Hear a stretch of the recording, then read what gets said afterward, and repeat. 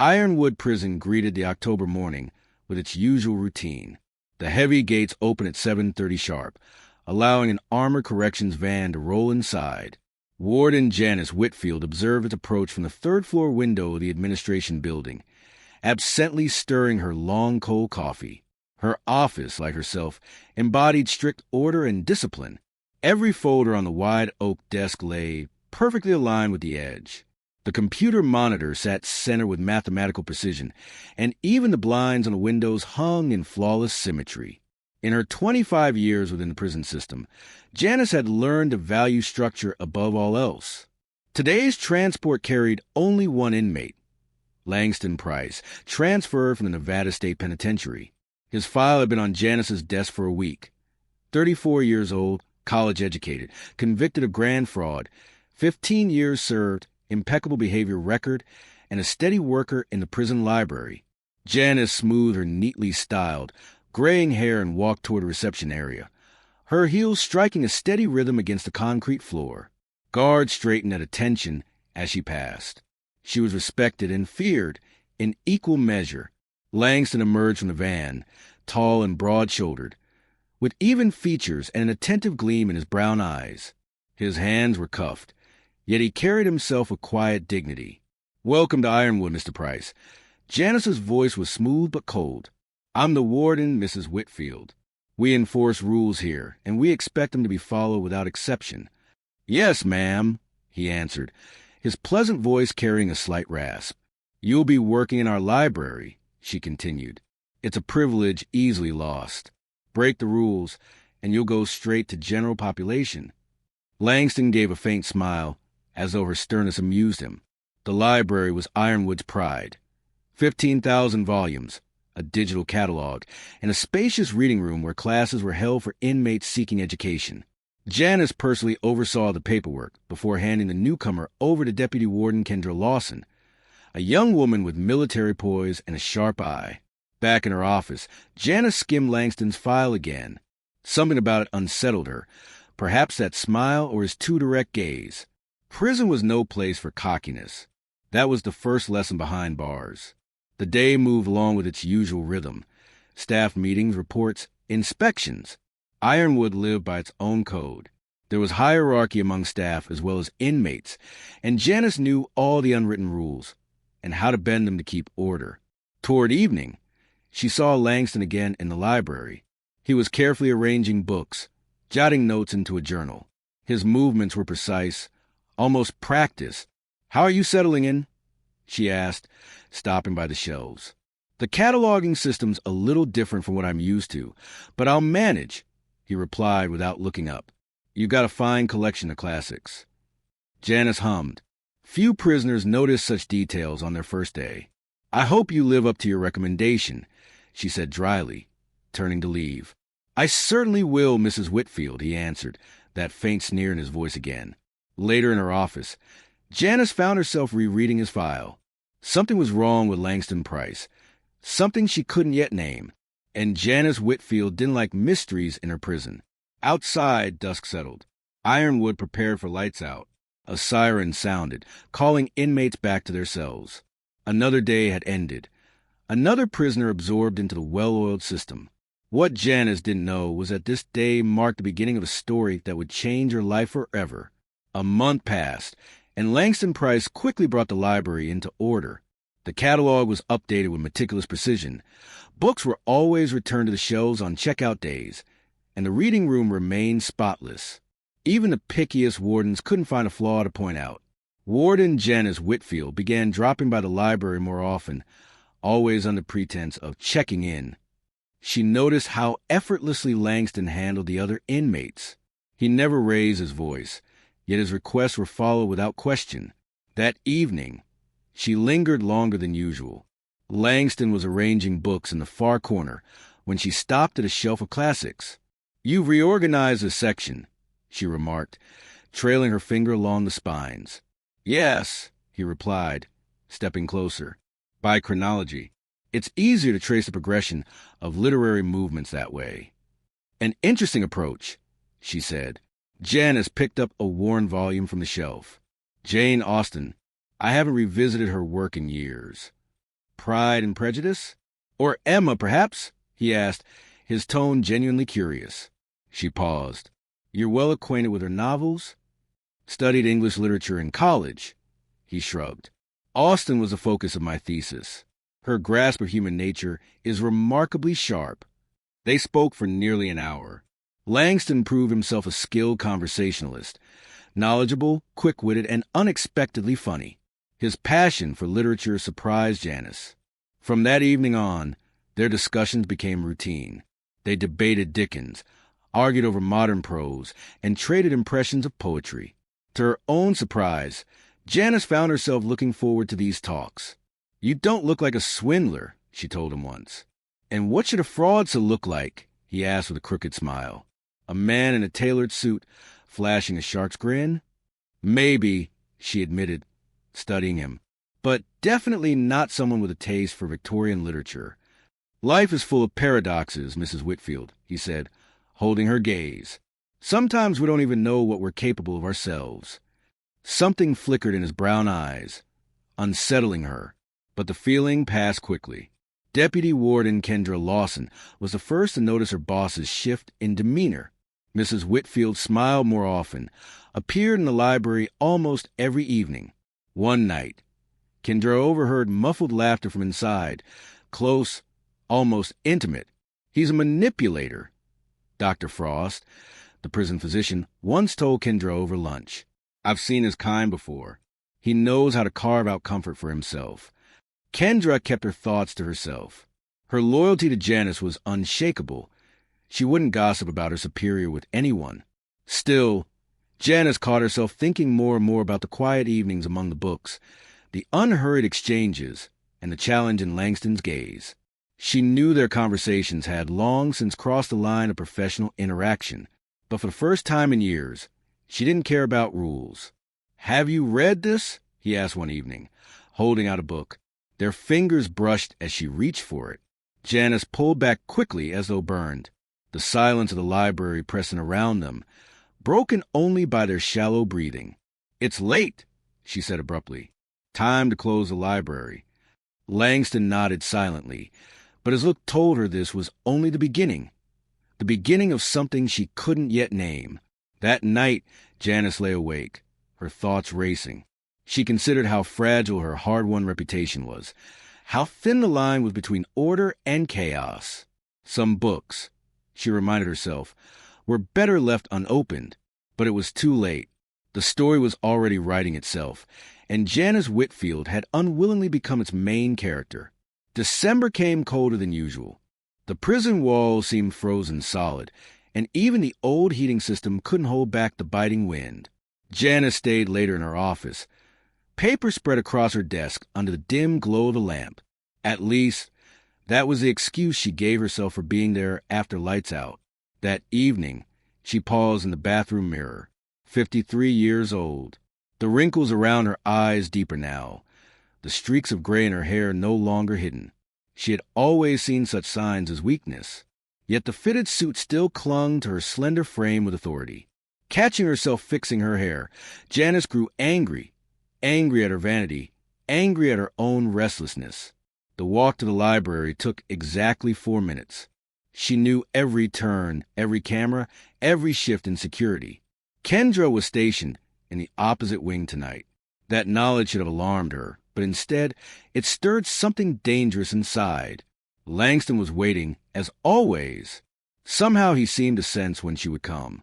Sitting at a table lit by a single lamp, he looked up from his book and gave her that smile, the one that made her breath falter. I've been thinking about our talk yesterday, he began as she sat down across from him, about free will and whether fate makes our choices for us. And your conclusion? Her voice came out husky. That sometimes the decisions are already made. All we can do is accept them. His hand drifted across the table, stopping just short of hers. Dangerous thoughts, Mr. Price, she whispered.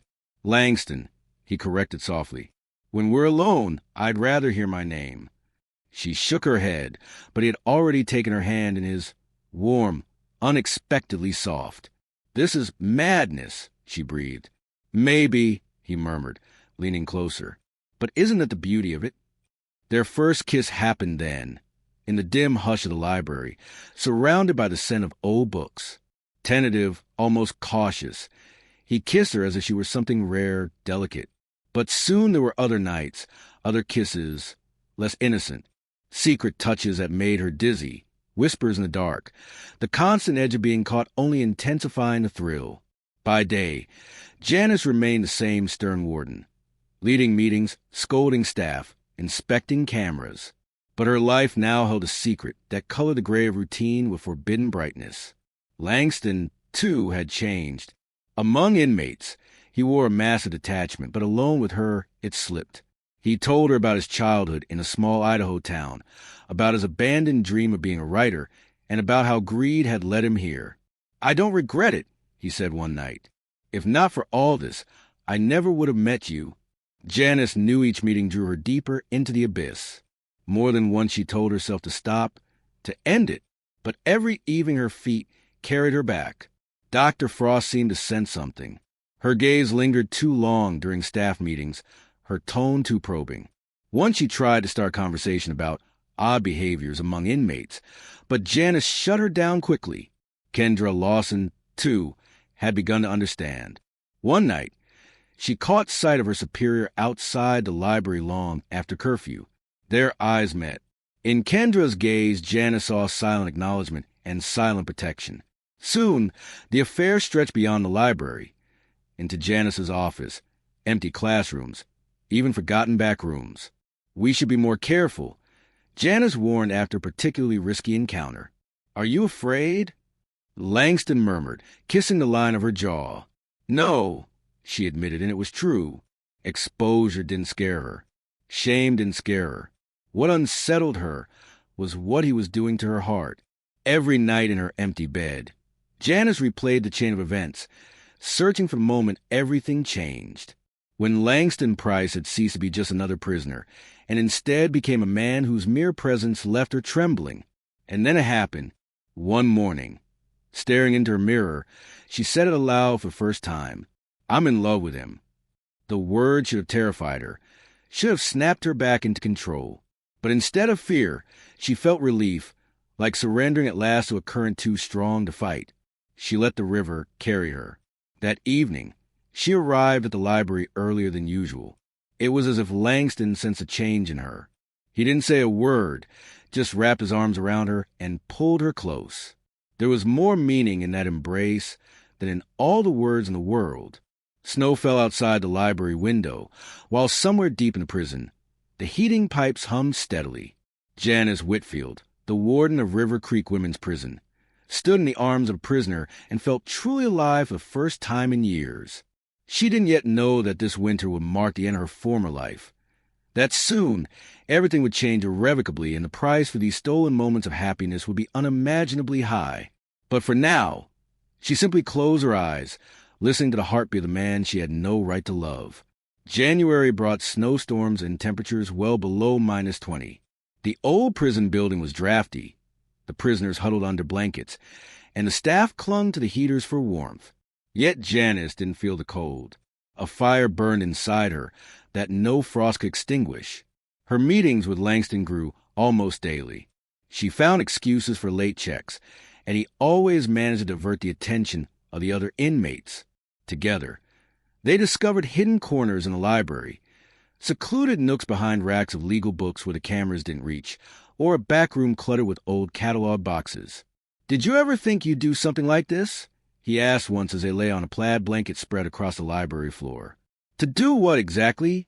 she teased, tracing a tattoo on his chest, a Celtic-looking pattern etched into his skin.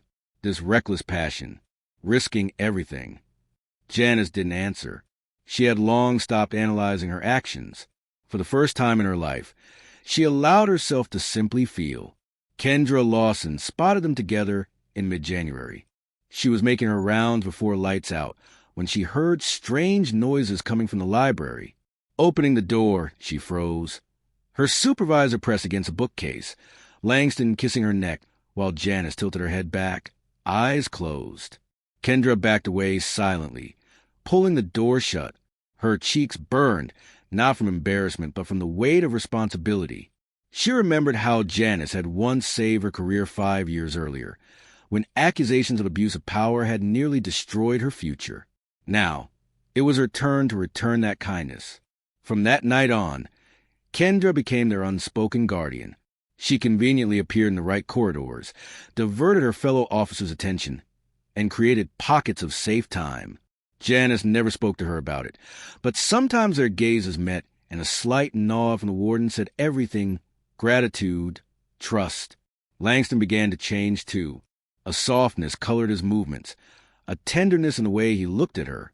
He spent hours telling her stories about his life, places he'd traveled, people he'd met, books that shaped him. "You know the most amazing thing," he said one night. "I feel freer here with you than I ever did outside." Janice understood. She, too, had never felt so alive, as though she had worn a mask her entire life, and now, finally, it had slipped away. Their passion grew uncontrollable. They took greater risks, stretched their time together longer. One night, Dr. Frost unexpectedly returned for her forgotten keys, and Langston barely managed to hide in the closet. "This madness has to stop," Janice whispered once the danger had passed. "Is this really what you want?" he asked, pulling her close. She said nothing. They both knew the answer. By early February, what Janice had feared most happened. She began to dream of a future. Langston still had 11 years left on his sentence, but she imagined what life could be when he was free. A lake house, quiet evenings, just the two of them. "You've got wrinkles around your eyes when you smile," he teased once, brushing his finger over her face. "I'm getting old," she laughed. "You're beautiful," he said, kissing each line softly, "just the way you are." On nights when she was alone, Janice tried to picture how it might all end. Sometimes she saw dark shadows lurking in her future, but by morning those fears faded. All that remained was the need to see him, touch him, hear his voice. Then everything changed. One evening, Langston seemed unusually pensive. His hand lingered over her graying hair as he whispered, "There's something you should know about me." But before he could continue, footsteps echoed in the hall, forcing them apart. The next day, Janice received the results of a routine medical exam. Kendra would later recall how the prison's atmosphere shifted that day, as if the temperature dropped even lower, as if the shadows grew heavier, as though fate itself was holding its breath. The envelope lay on Janice's desk like a ticking time bomb. Dr. Frost had delivered it personally, and the look on her face told Janice something was terribly wrong. "Sit down, Mrs. Whitfield," the doctor said gently. Janice's eyes skimmed the report. Numbers, terms, acronyms, all blurred together. Only 2 words stood out, as though written in blood. HIV positive. "It's a mistake," she whispered, her own voice foreign to her. "We ran the test 3 times, Dr. Frost replied softly. "Janice, you need to recall all. Leave me alone." Her words snapped like a whip. When she was finally alone, Janice sat motionless, phrases spinning in her head. "There's something you should know about me. I have no regrets." Rage crashed over her in waves. He had known. All this time, Langston had known. At 9 p.m. sharp, she stormed into the library. He was sitting at his usual desk, reading. He smiled when he saw her, until he caught her expression. "You knew." It wasn't a question. Langston closed the book slowly. His confident hands trembled. "Yes." "How long?" 3 years. I found out in Nevada." Janice stared at him, as if seeing him for the first time, the handsome face, the attentive brown eyes, the hint of gray at his temples. The man she had trusted with everything. "Why?" "I fell in love with you," he said, rising to move closer. "I was afraid of losing you." "Don't you dare." Her voice was low but sharp as steel. "Don't you dare speak of love. You used me. Every word, every story. You were just looking for a way in." "No, it was real. Every touch, every moment. Every touch was poison," she whispered. "You poisoned me, Langston. In every way." He tried to speak, but she lifted her hand to silence him. "You know the worst part? I actually loved you. For the first time in my life, I let myself—" Her words trailed off. She turned to the door. Without looking back, she said, Tomorrow you'll be transferred to the high-security unit. I hope you'll be comfortable there. Janice, please. But the door closed on his voice. That night, she sat in her office, staring out at the snow-covered yard. Somewhere in that cold prison, the man she had loved was now nothing more than her executioner. In her desk drawer lay a gun. She weighed it in her hand. Revenge was best served cold, and she had a plan. Langston, meanwhile, read the signs. He had spent 15 years in prisons and knew what was coming. The smirks of the guards, their crude jokes echoing down the corridor. His new cell was half the size of the old one. A narrow bunk with rough gray linens, a lidless toilet, a cracked sink, and thick iron bars that divided the world into before and after. The guard smirked as he slammed the cell door shut. Welcome to hell, pretty boy. This block held the worst of the worst. Killers, predators, gang leaders. Langston Price could hear their voices echoing in the dark. Hoarse shouts, cruel laughter, whispered threats. Across the hall was Roy Butcher Harris, a man serving life for a triple homicide. To his right sat Marcus Wayne, who had once beaten 2 guards to death in an Atlanta jail. "Hey, librarian," someone called. "How you liking our little slice of paradise?" Langston stayed silent. His mind drifted to Janice Whitfield. How she had stood frozen in the library, her voice trembling as she spoke of love. For the first time in his life, he had truly loved a woman. The yard call came at 2 o'clock. Maximum security prisoners were herded into a separate pen wrapped in double layers of barbed wire. Langston could feel the heavy stares, sizing him up. "Heard you're the boss's pet," Harris muttered as he stepped out of the shadows. His scarred face twisted into a grin. "None of your business," Langston replied evenly. The punch landed quick, sharp, and professional, square in the solar plexus. Langston doubled over, gasping for breath. "Wrong answer," Harris whispered close to his ear. "Everything here is my business." The guards didn't intervene. Langston realized this was only the beginning. Word of his affair with the warden had already spread. For predators like Harris, it was a gift from the gods, a reason to break him. That night, lying on a hard bunk, Langston listened to the sound of the block. A prisoner screaming in his sleep, the jangle of keys, water dripping from a cracked faucet. He thought of the library, the smell of old paper, the soft lamplight, Janice's eyes. All of it felt like another lifetime. "Hey, Price," Marcus Wayne called through the wall. "You know what they're going to do to you, don't you?" Langston knew.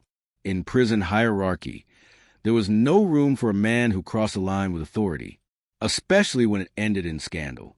The harassment started small. A tray, accidentally, knocked from his hands in the cafeteria. A stolen bar of soap in the showers. The kind of bullying that promised worse to come. Kendra Lawson passed the cell now and then. Her face was a mask, unreadable. But once, she lingered a little too long. "She really loved you," she said quietly, as if passing judgment. By the week's end, Langston noticed the guards weren't patrolling his tiers often. At certain hours, the corridor went dead silent. That meant trouble. On Friday night, he wrote Janice a letter, 3 pages scrawled in cramped handwriting. He told her about his diagnosis, about the loneliness, about how impossible it had been to resist her. Every word of love, he insisted, had been real. He slipped it to a young guard along with a pack of cigarettes. Whether it would ever reach her, he doubted. On Sunday, Harris caught his eye at lunch. He gave the faintest nod to the man behind Langston and smiled like a wolf. Langston understood. His time had come. That night, he lay awake staring into the dark. Somewhere across the prison, in her office, sat the woman he loved, the woman who betrayed him, the woman who now wanted him erased. "Forgive me," he whispered. The darkness gave no reply. February 15th dawned bright and bitterly cold.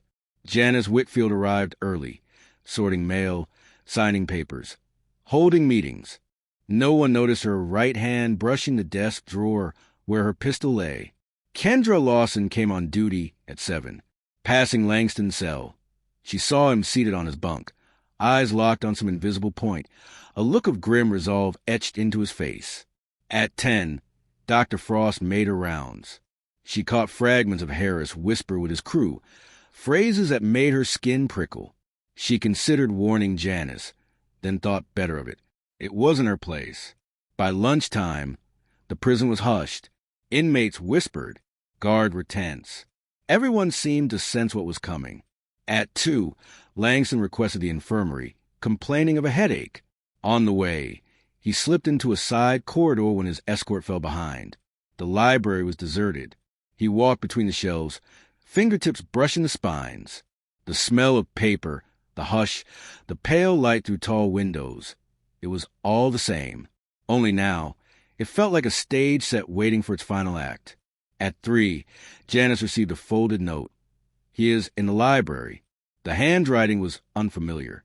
She burned the paper with a lighter. Kendra, Lawson watched Harris and his crew move casually down the hall. They walked slow, confident, as if they knew their purpose. She turned away and buried herself in paperwork. At 3:30, a scream ripped through the library, short, sharp, cut off almost instantly. Then silence. In her office, Janice shuffled papers with steady hands. Her breath was even, her face composed, but her white-knuckled grip betrayed the storm inside her. At 4, a young guard found the body. Langston lay sprawled between the shelves, books scattered around him.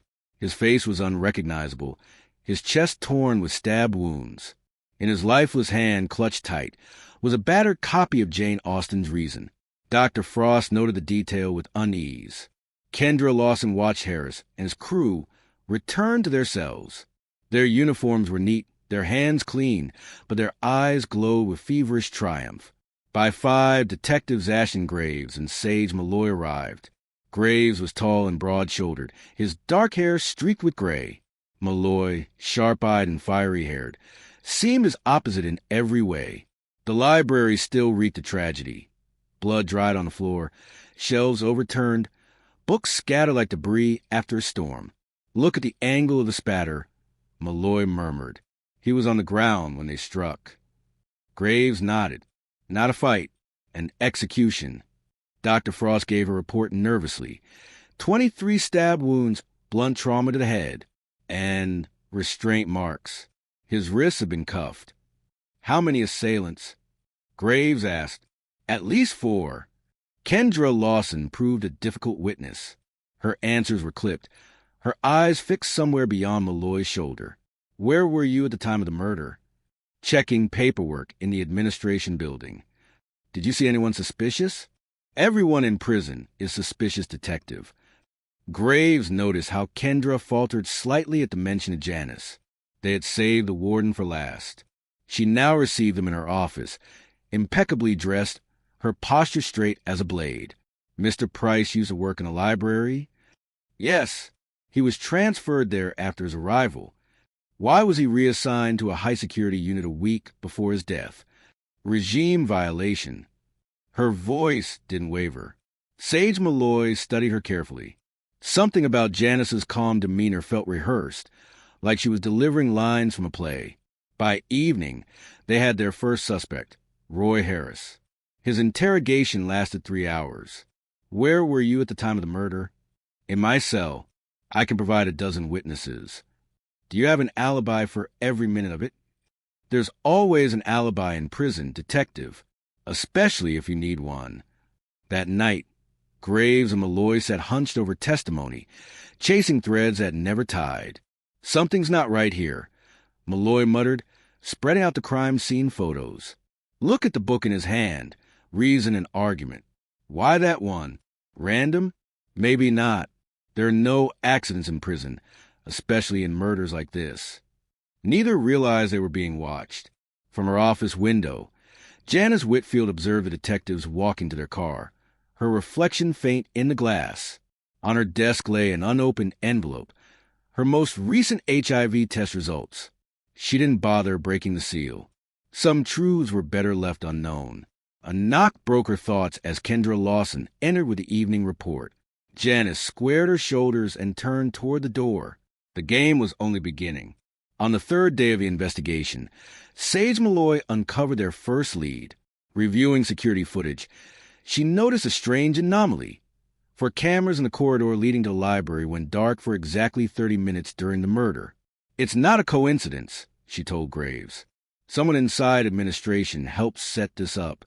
Their digging revealed that in the week before the killing, several seasoned guards had been reassigned, replaced with rookies who barely knew the routines. Interrogating prisoners became an exercise in silence. They all gave the same script. Saw nothing, heard nothing, was in my cell at the time.